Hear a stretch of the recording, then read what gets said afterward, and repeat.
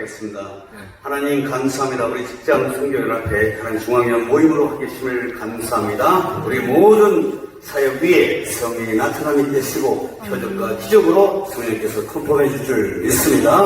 감사드리며 예수 그리스도 이름으로 기도드리옵나이다. 예, 저는 변호사입니다. 변호사는 가장 복음과 친하지 않죠. 차라리 의사분들은 좀 띄워주시면 좋겠습니다. 시간상 한 20-30분 정도 된다 그래서 짧게 말씀드리면 복음과 가장 친하지 않은 영역이 법률가입니다. 법을 하신 분들 얼굴 다 어둡습니다.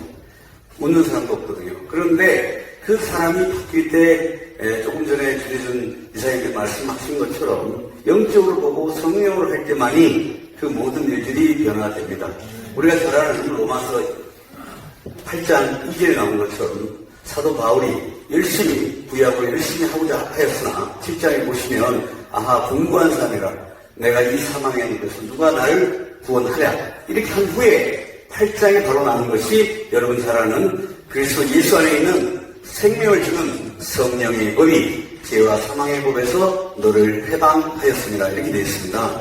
그래서 저는 사실은 법률가로서 이 법적인 측면을 계속 보게 됐습니다.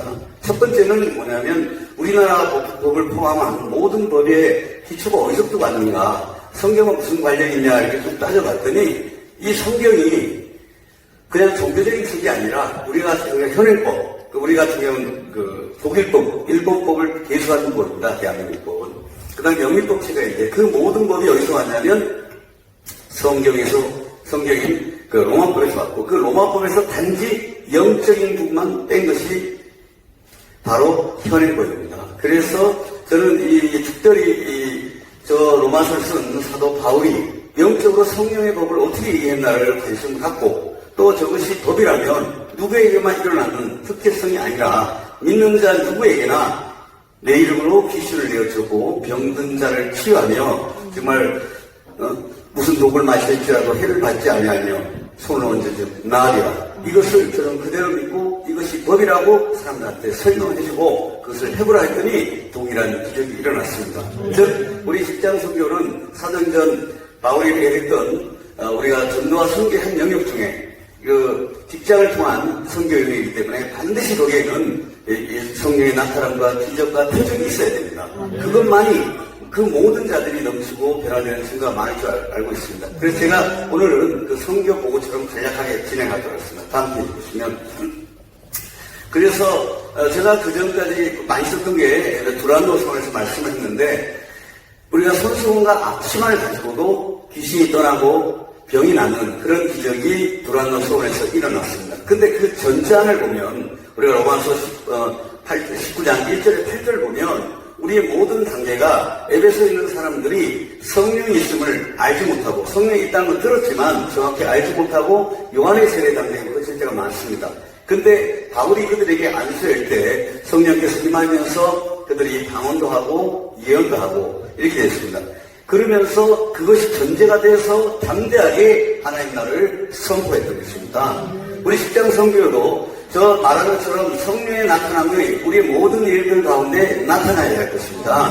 우리가 전도를 하든 찬양을 하든 직장일을 하든 특히나 저희 변론을 하는 모든 과정에 제가 기도했던 것은 성령께서 역사해 주시고 성령이 나타남으로 말미암아 그 모든 자들이 믿는 자든 믿지 않는 자든 여기 입회자든 누군가 목축자 모두이 참으로 하나님이 역사한다는 걸 저는 보여주고 싶어서 그 일을 해왔고 그 증거됩니다. 다음 페이지 보시면 그래서 변호사가 왜 일을 하냐 제일 첫 번째 질문이 변호사가 왜 이런 짓을 하냐고 저한테 많이 묻습니다.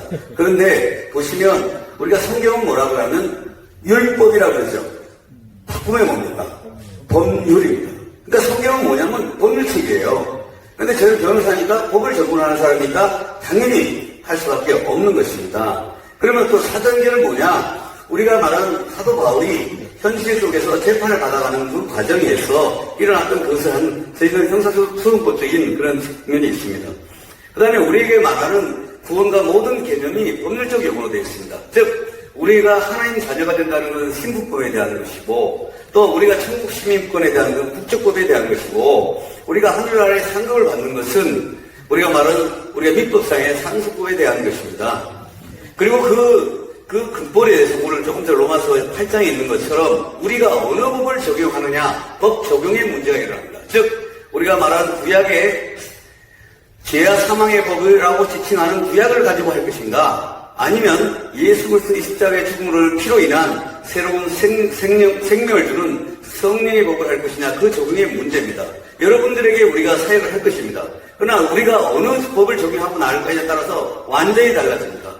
특별히 우리가 구약을 많이 설교하는 사람들, 인용하는 사람들, 제일 먼저 그 말씀을 많이 듣는 사람이 자기 자신이기 때문에 그분들 얼굴 보면 압니다. 대단히 얼굴이 어둡습니다. 그래서 제가 특별히 여기 오신 분들한테 첫 번째 일반 사람을 달리게 합니다. 절대 성경을 읽지 마라. 왜냐하면 이상을 읽더라는 거예요. 우리가 가장 강력하게 성령 사역이 일어났던 게가 뭐냐면 사도행전의 1세기입니다. 1세기. 그때는 정확히 말하면 성경이 없었습니다. 왜냐하면 성경이라는 건 물론 존재했겠죠. 그러나 구텐베르크가 활자를 만든 게 1500년 이후니까 강력하게 성령 사역이 있다는 건 성경이 없었던데, 그들이 말로 들었던 그 말 몇 마디, 예수님이 그리스도입니다, 예수님이 하나님의 아들입니다, 예수님이 당신을 치유합니다, 이 단순한 메시지를 들었을 때 강력한 역사가 일어났습니다. 이건 똑같은 게 대한민국도 똑같습니다. 우리 초기 선교사들이 와서 책이 없었습니다. 우리 가난하게 100년 전에는 가난의 책 같은 게 없었습니다. 성경도 거의 없었고요. 그럼에도 불구하고 예수님이 당신을 구원합니다라고 할 때, 성령이 강하게 역사할 때 그 변화가 일어났던 것입니다. 그래서 저는 이 사도 바울이 특별히 법률가, 즉 가말리엘이라는 로여였고, 그가 재판을 전도하는 과정을 봤더니 재판하는 것처럼 있습니다. 그냥 믿으라고 얘기 안 하고 뭐냐면 변론했다, 입증했다, 증명했다, 즉 재판한 것처럼 증명했습니다. 자, 우리의 전도함에 있어서 가장 핵심이 뭐냐면 증거할 수 있는 능력이 있어야 됩니다. 증거가 없이는 어느 재판에서도 힘을 발휘할 수 없습니다. 즉 전도자가 예수 그리스도 성령의 증인이 되어야 됩니다. 그 사람을 보고도 그들이 진짜 저 사람 체험하는 사람과 믿어야지 되는 것입니다.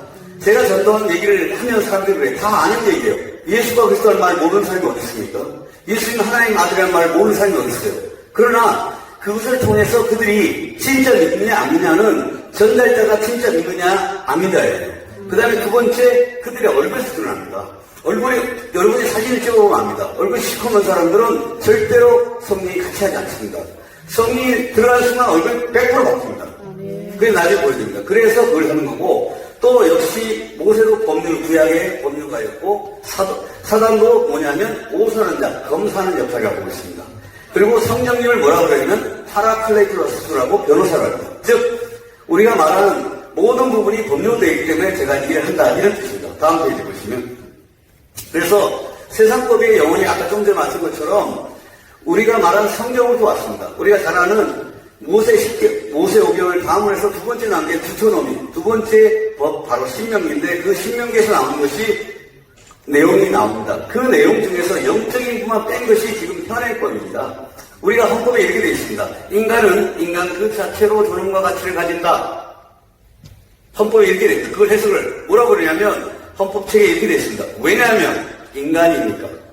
이렇게 되어 있는데 말이 안 됐습니다. 거기 문맥이 하나 빠졌습니다. 왜 인간은 천부적인 인권을 가졌으며 인간은 인간 그 자체로 존엄과 가치를 가지느냐. 바로 하나님의 형상으로 창조된 인간이며 하나님의 성령이 함께하는 인간이기 때문에 그 인간은 누가 지위와 고하를 떠나서 하나님 천부적으로 정기와 가치를 가진다, 이렇게 해석해야 되는데 그 부분만 빼버리기 때문에 말이 안 되는 것처럼 보이는 것입니다.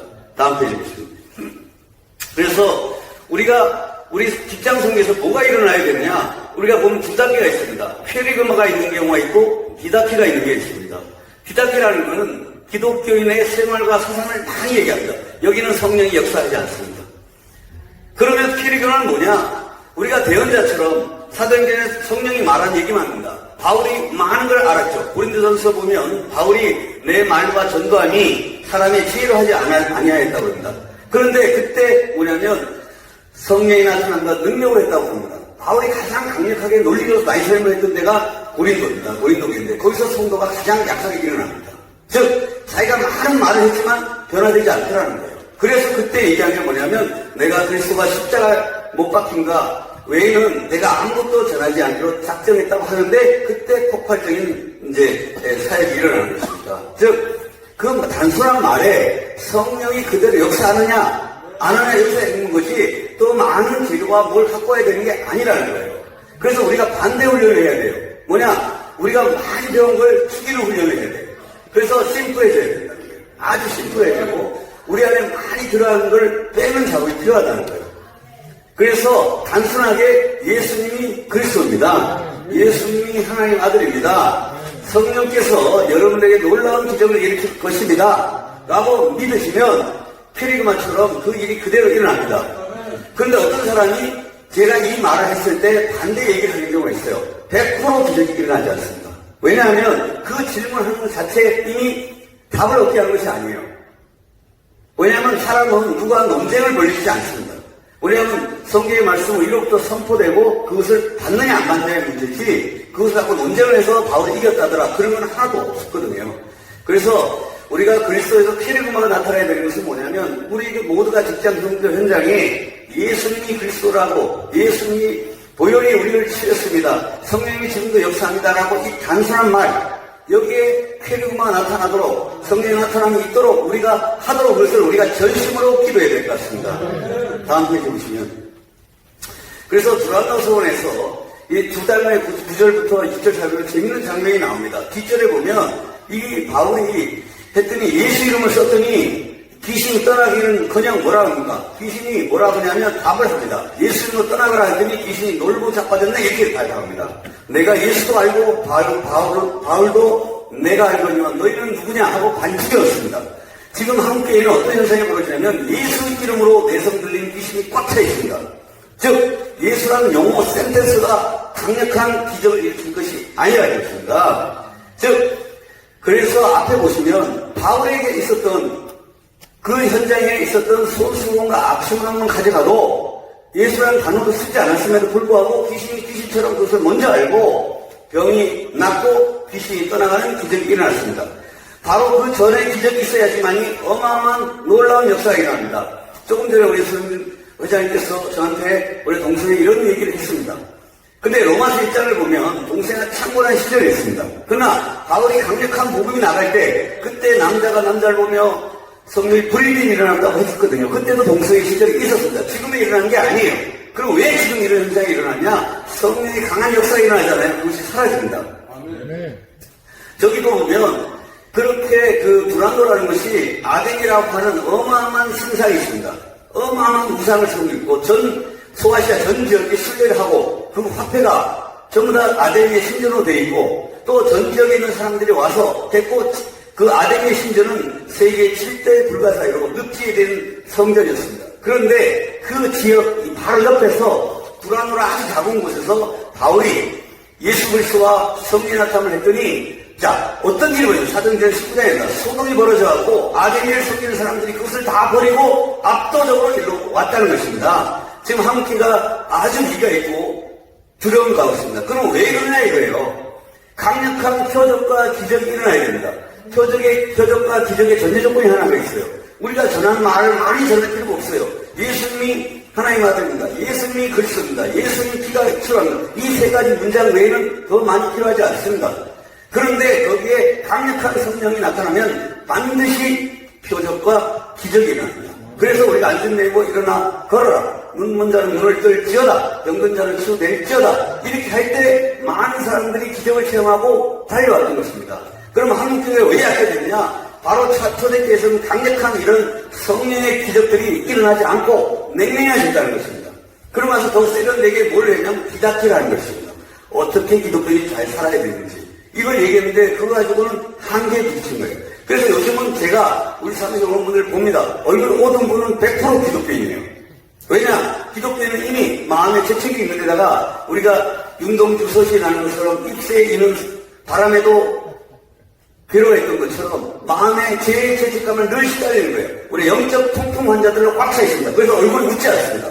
왜냐? 그들에게는 지금 현재 기적이 일어나지 않거든요. 그럼 오래 다닌 사람일수록 제가 교단 소송을 많이 합니다. 목사님들, 아까 말한 총회장님들 소송해보면 신앙생활 오래 한 분일수록 얼굴이 어두워요. 그분들에게는 어떤 또 영적인 우리가 말하는 직업병이냐면 불신앙이 꽉 차 있습니다. 그래서 목사님들은 주로 돌아가시는 게 뭐냐면 간암으로 돌아가시고 목사님 사모님은 위암으로 돌아가십니다. 왜냐? 인간적으로 참고 참는다로 하다 보니 간이 쪼그라지고 그 다음에 사모님은 속병이 터지니까 바로 위암으로 결정입니다. 근데 거꾸로 속병을 해보면 우리가 성령을 냈을 때는 이것이 얼굴에 풀어지면 포로된 자가 자유가 되면 놀라운 기적이라는데 이건 거꾸로 염려와 근심과 가득 차 있어가지고 오늘도 해야 되니까 얼굴이 어두워진다는 거예요. 그래서 제가 온 분한테 당신 교회 다니냐고 했더니 어떻게 하냐고 얼굴이 너무 어둡기 때문에 그렇다는 거예요. 그래서 당신 전도하려면 절대 교회 다니라고 하시면 안 된다. 큰일 난다. 당신 같으면 대부분 사람들은 당신처럼 될까봐 절대 안 믿을 거다. 즉 우리가 했을 때 우리에게 특별히 뭐냐면 자유라고 하는 것을 느낄 때 또 놀라운 권능을 느낄 때 사람들이 오는 것입니다. 또 그 귀한 빛이 신기하다고 할 때 오는 것입니다. 다음 페이지 보시면 그래서 우리가 말하는 우리의 사랑 이사야 10장 우리가 일어나 빛을 발휘할 때는 우리의 빛이 아닙니다. 예수 그리스도 안에 성령 안에 있는 귀한 빛이 우리가 번져갈 때 특별히 만민이 캄캄한 이 세상 가운데 이제 동서해법이 곧 통과되기 직전입니다. 이제는 우리 힘으로 되지 않습니다. 우리 능으로 되지 않습니다. 우리 특별도 불가능한 거 여러분 다 아시지 않습니까? 이제 오직 성령께서 다시 귀한 빛을 이 땅 가운데 비출 때 놀라운 일이 납니다. 그 전에 돌이킴이 일어날 것이고 그 밤에 두려워하는 마음이 생각해서 돌아오지 않는다면 이거는 통과되는 건 불가피합니다. 그래서 우리는 그때부터 다시 원점에서 제로에서 다시 스타트해야 됩니다. 그것이 어디냐? 사도행전에 있는 첫 우리가 말하는 오스들 성령부터 출발해서 다시 백투더 우리가 완전히 우리가 6.25 때 그렇지 않습니까? 부산까지 완전히 우리가 다 점령화됐을 때 인천 상륙작전 하듯이 우리가 원점으로 다시 출발해야 됩니다. 제로베이스가 뭐냐면 영적으로 사도행전 2장에 있던 것처럼 오직 성령의 충만을 받아야 되고 성령의 능력을 받을 때 우리의 능력도 부족하고 오늘하지만 하나님께서 많은 안전뱅이를 치고 병든자를 치유하면서 그것이 또 직장 성경에 압도적으로 변화가 일어날 거라고 생각하고 있습니다. 다음 페이지 보시면 그래서 우리에게 모든 출애굽은 제가 오는 분들한테 얘기해요. 그것에 법률 문제 있는 사람은 법률 문제가 가진 게 아니에요. 이미 법률 송사할 때 암이 있고 우울증이 있어요. 그래서 반드시 하나님께서 치유할 것이다. 그러면서 절대 제가 조건을 내립니다. 절대 교회 가지 마라. 절대 언급하지 마라. 절대 봉사하지 마라. 절대 술 드신 분 그래 끊지 마라. 그리고 기도해서 2주 내에 효과 없으면 내가 다 반품 처리해 준다 그래요. 근데 그들이 놀라운 기적을 체험하니까 가지 말라고 가는 겁니다. 요즘은 교회 가주는 게 되게 큰 거처럼 되는데 저는 그렇게 얘기하지 않죠. 사도행전에 있는 거 보시죠. 그들이 집에 있든지 성경에 모이기를 힘썼다고 했습니다. 그들은 교회 오라고 누가 소리 질러서 온 게 아닙니다. 그들은 기뻤기 때문에 날마다 집에 있든지 현장에 있든지 예수가 그리스도를 말하기를 그치지 아니했다고 그럽니다. 그리고 그들이 가는 곳마다 놀라운 기적이 일어났던 것입니다. 그래서 포로된 자에게 자유를 우리가 눈먼 자에게 다시 보게 하고 누린 자를 자유케 하는 그 기적, 병으로부터 기적 이런 것들이 일어나서 응답을 줘야 되는 것입니다. 다음 보시죠. 그래서 제가 여러 사례가 그런 사례들을 제가 10년 전에 책을 썼는데 그 사례는 나중에 다음에 말씀드리도록 하겠습니다. 시간상 다음 페이지 보시면 그래서 우리에게 있는 정신적 암이 많습니다. 정신병 환자도 제가 교수님도 많이 치료를 해봤습니다. 제가 말도 안 되는 얘기인데 제가 10년 전에서 길도 못해서 정신과 박사, 훌로 신학자에서 가정사역하신 분, 심리학 전문가, 그 다음에 정신과 전문의를 모아놓고 정신과 세미나를 했어요. 말도 안 되는 얘기입니다. 그럼 왜 가능했냐? 성경이 왔더니 우리에게 병든 자를 치유하고 정신병장, 우울병 이걸 치유하는 그 원리를 내가 설명해 드렸어요. 그 다음에 육체적 암, 우리가 머리부터 발바닥에 종양이 생긴답니다. 그 암 환자가 절대 치유 못합니다. 여러분 재밌는 얘기 드릴게요. 서울대 병원에 각 과별 암 전문의가 있습니다. 위암 전문의는 위암으로 안 돌아가셔야 되는데 반드시 위암으로 돌아가십니다.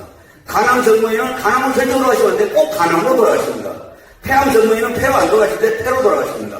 그 다음에 식병 전문의는 반드시 위암으로 돌아가십니다. 이 말이 무슨 말이냐면 자기가 그 맨날 보면서 자기가 두려워하는 그것이 임한다는 거예요. 암의 원인은 성경이 얘기하고 있습니다. 신명기 28장에 나옵니다. 너희가 하나님을 떠나면 발바닥부터 머리 정수리까지 종양이 생긴다 그랬어요. 그래 반대로 나는 방법이 뭐예요? 하나님을 만나고 여러분이 기도하세요. 그럼 반대로 예수 보혈을 받으세요. 그러면 그분들의 놀라운 기적이 일어납니다. 그 다음에 정신적 암, 그것도 마찬가지입니다. 캄캄함과 불안증, 도증, 우울증 이런 것들을 어떻게 치유합니까? 성령이 하나님 만나면 평안을 주는 것입니다. 하나님 떠나는 순간 그 자체가 멘탈 디스오더입니다. 즉 오더에서 떠난 상태예요. 하나님 떠난 사람은 반드시 불안합니다. 하나님 만난 자는 편안하다. 그래서 제가 그것을 하는 것이고, 그 다음에 법률적 얘기 우리들한테 이런 얘기합니다. 여러분이 법을 몰라서 그런 것이 아니다.